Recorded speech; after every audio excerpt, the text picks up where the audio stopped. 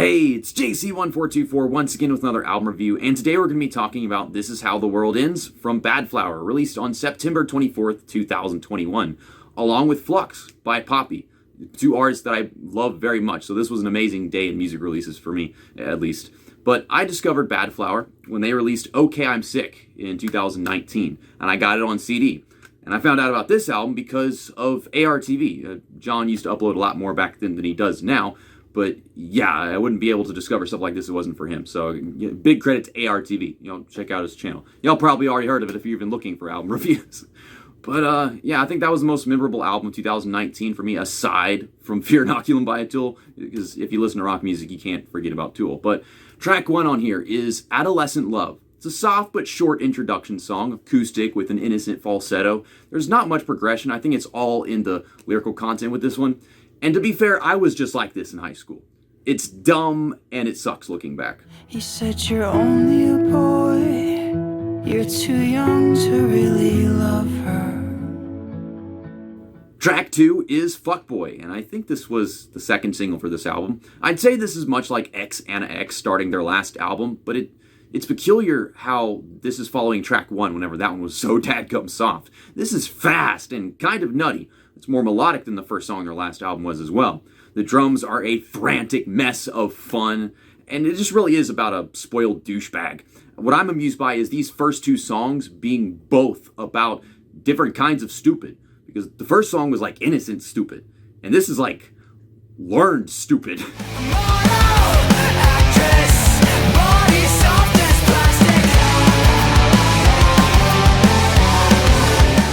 The third song on the album is Family, and I'm sure this was the lead single. It's got lovely guitar and bass ambience, and it's beautiful, but with underlying frustration. The percussion is so well decorated, it's just no end. Both vocals and instrumentals start calm and eventually just unleash this raging energy, and that is one thing that Badflower has always done so well. And there's a near tie for my favorite of the album with this one. It's one I can relate to, sure, but there's all the other stuff I just mentioned, of course. You're better off without me. 'Cause I let you down, and I lost my fucking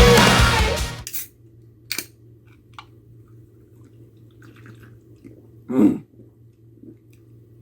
Fourth song on this album is Johnny Wants to Fight. It's so fucking dumb. I love this song. I had it stuck in my head last night, and I've only heard it like a few times. It was one of the singles. I don't know why. But it's a slow rock jam, but with loud and mean melody. It's definitely a crowd mover, like We Will Rock You, by Queen. Stomping, clapping, yelling, jumping, etc. You can imagine it. It's one of many cliche voicemail songs that I've heard in recent years. I don't know why this is becoming a trend. I mean, it's not bad. It's just, why does it keep happening? And basically, Josh just calls up this dude, and he's like, "You having a hard time? Come kick my ass to feel better." And just a hint that he's the guy that's been cheating on his girlfriend. Next time I see you, you're fucking dead. Yeah.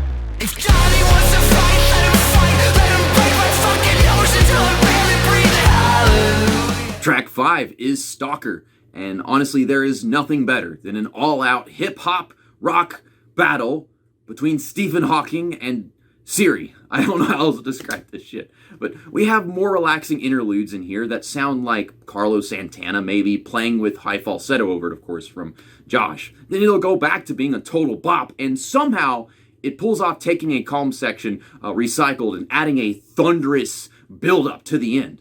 And it confuses me how this is, at first, about a stalker, of course, and then it's like an incel versus a feminist on Twitter or something. I don't know. You probably think I'm fucking crazy.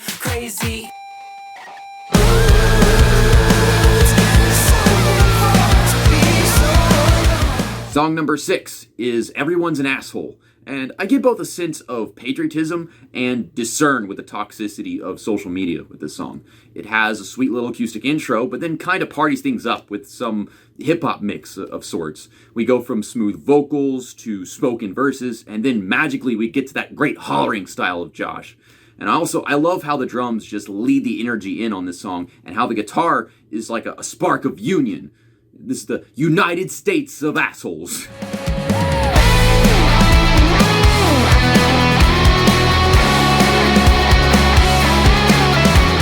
The 7th track on this album is She Knows. Not entirely sure why this wasn't a single, but at the same time, it not being a single made it that much better whenever I heard it on release day. Although about cheating, lying, and regret, this song evokes more agony from me than any song they've previously released.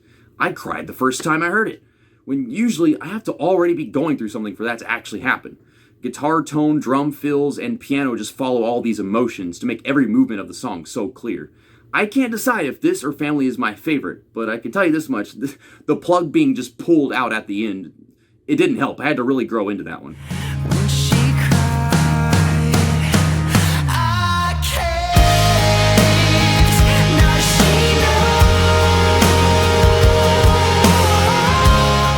knows. Track number 8, Only Love. Nothing really great about it. It has that lame, soft Christian rock vibe that I don't care that much for. The performance is nailed as best as they could have, of course, but it kind of just sounds like the main, and they're okay. I love a couple songs by them. The drums just rumble their way up to everything, and the guitar does that cliche. The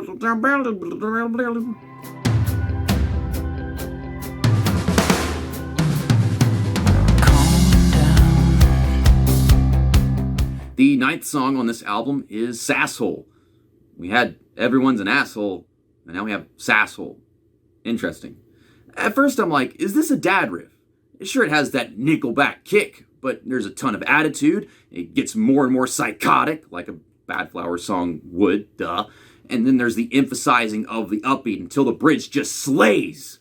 And so at first I didn't really care for this one that much, and then we got halfway through the song and I freaking loved it, of course. And it's about a sick and drugged up rock star's awesome lifestyle, but that's just what people say and think. It's not any good for him, and he is miserable. Oh my god. The 10th song, Don't Hate Me, was one of the later singles, I believe, and there's actually a conflicting basis for me to choose whether I love or at least like the song. Because it's one thing if it's just random people you're asking not to hate you, but it's another when you're close with someone and they're harsh enough and it just makes the mental state worse. So you can only ask that they don't be like that. So sure, this is super emo and angsty, I guess, but I do find this transition from the pathetic style melody to an all-out breakdown with verses just wrapped into it aggressively. It's spectacular and still a 10 out of 10 song if you ask me. I sound just like him, listen. This never-ending obsession to kill our own reflection. Depression makes no exceptions except the rich and sexy. Track 11 is Tethered, and this song is good, but it's on the same subject matter as Daddy or Wide Eyes, you know, like a young lady who's traumatized with her unhealthy or abusive relationship with her father, I guess. It's less competent than the other two by just having a typical formula of progression that I've already heard like 3 or 4 times on this album. It's kind of going stale on me. I mean, Only Love was an 8 out of 10, but it was an uncommon style for them, so that makes this more filler-esque than that. Some might say she's able to get back her normal life. When you love someone unwillingly. Track 12 is Machine Gun, and this is not the title track, but it is where the album name comes from. It's in the lyrics of this song. I'm not sure which came first, though, the song or the album name.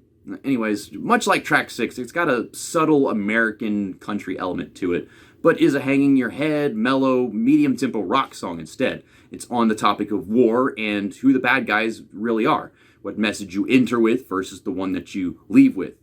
But I'd give this song a Hero Out of War by Rise Against is way better out of 10.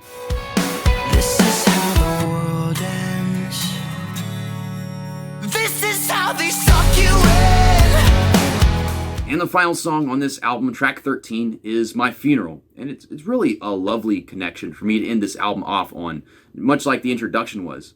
Because in my suicidal thoughts, it often just branches off into this big plan, and eventually I have to laugh it all away and get out of there somehow. But we've had so many goddamn acoustic shits on this record, but they are all different, no?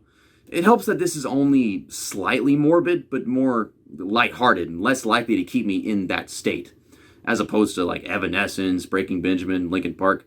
Not that that stuff isn't good, it's just this seems more healthy for me. I don't know what y'all would say about that.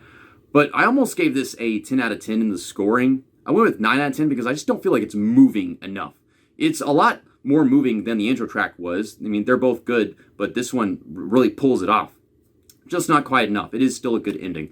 My final score for the second studio album by Badflower, This Is How the World Ends, released on September 24th, 2021, is a 90%, which is a B+. And then, of course, I gave Poppy's new album, Flux, a 93%, A-. I think the only reason why that turns out that way is because Poppy's new album is shorter. Like, that less running time gives it less opportunity to just bore me and slip up. And it's like, once it starts doing that, if it can't get back going with something really amazing, then it just gets stuck. And this album does that. Poppy's album, not really. I can say this much about this album, though, that it has better songs than anything that was on Poppy's album. While the album was more consistent overall, it didn't have anything as good as Family or She Knows. And then I think it helps for this album to have such great songs like Everyone's an Asshole or Don't Hate Me. But I do still, of course, like Okay, I'm Sick more than this album. I feel like this album is not that different from that one, and it's like how the running goes. It just feels like this album was more unique with the stuff that was going on. And now in this one, it's only experimenting a little bit more. Most of the stuff in there, it just sounds like stuff from Okay, I'm Sick. I'm still going to be listening to this album a lot more as of late, just because I've listened to this so many damn times. If I get it on CD, I'm going to listen to it a lot, and you know that much. But let me know what your favorite songs were in the comments. And maybe if there's other reviews, I should probably watch this at some point. I haven't seen any of these. Like, that's what I was talking about. I found this band because of ARTV, and then he didn't take the time to review this album. He hasn't been reviewing much lately. I did see there was a review of the new Poppy album from Rocked, and I need to check that out after I'm done recording this. But yeah, see you next time. That's that, and album review over. I think I'll shut the fuck up and donate to a charity.